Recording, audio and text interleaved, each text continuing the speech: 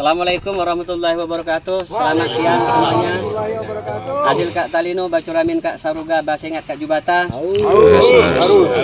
Kami Forum Masyarakat Pemilik Tanah Gang Amalia menginstruksikan kepada yang melakukan pengklaiman tanah, yang melakukan pemagaran kepada pihak Tan Gunawan dengan Haji Yaseng, tolong itu surat-suratnya ditunjukkan kepada masyarakat semuanya. Dugaan praktik mafia tanah kembali mencuat di Kota Pontianak.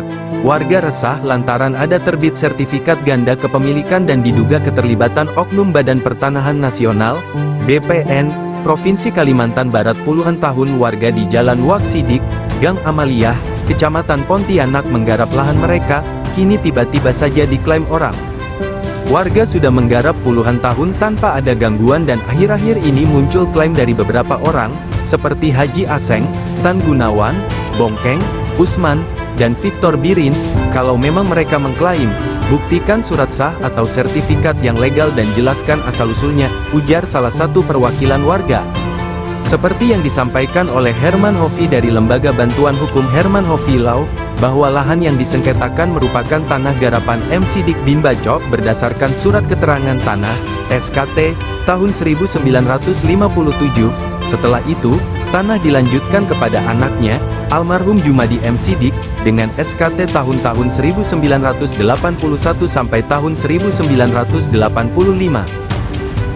Lanjut Herman Sofi, menurut pengakuan warga, sejak 2013 pihak yang mengklaim tanah warga mulai melakukan jual beli tanah dan warga pun baru mengetahui jika ada terbit nama pihak lain saat sedang mengajukan legalitas tanah ke BPN. Sudah ada tanam tumbuh dan penguasaan nyata oleh warga sejak tahun 1957 dibuktikan dengan SKT, dan anehnya, kok bisa terbit beberapa sertifikat atas nama orang lain di atas lahan yang sama.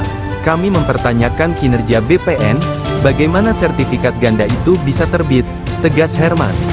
Herman Sofi pun mengungkapkan, bahwa diduga telah ada intimidasi terhadap warga karena ada beberapa warga dipanggil Polda Kalbar setelah membuka pagar yang dipasang pihak mengklaim. Cara-cara seperti ini tidak benar. Rakyat kecil dikriminalisasi, sementara pihak yang punya modal dan kekuasaan malah leluasa merampas tanah, ujarnya. Bisa dikuasai oleh mereka yang pemilik modal, mereka yang memiliki ekonomi, mereka memiliki kekuasaan, betul?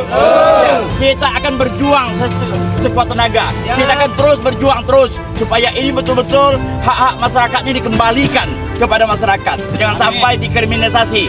Nah, ada masyarakat yang merusak pagar, katanya dilaporkan ke Polda, ya karena dia membuat pagar, ada seseorang yang membuat pagar, katanya tanah dia di belakang ini, karena pagarnya menutup akses jalan dan beberapa tanah masyarakat jadi ambilnya, dilaporkan di Polda, dan masyarakat kecil ini selalu dipanggil terus oleh penyidik Polda, ditakut-takuti supaya masyarakat menyerahkan lahannya. Warga yang tergabung di Forum Pemilik Tanah berharap aparat penegak hukum, pemerintah daerah, hingga pusat turun tangan menuntaskan masalah ini secara adil. Kami sudah menempuh jalur resmi melalui RT RW, kelurahan, hingga kecamatan.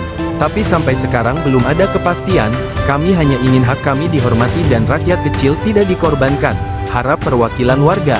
Harapan saya kepada pihak pemerintah Provinsi Kalimantan Barat, ayo liriklah yang kita di sini jangan sampai digantung seperti ini oleh kelurahan, kecamatan, wali kota, baik gubernur.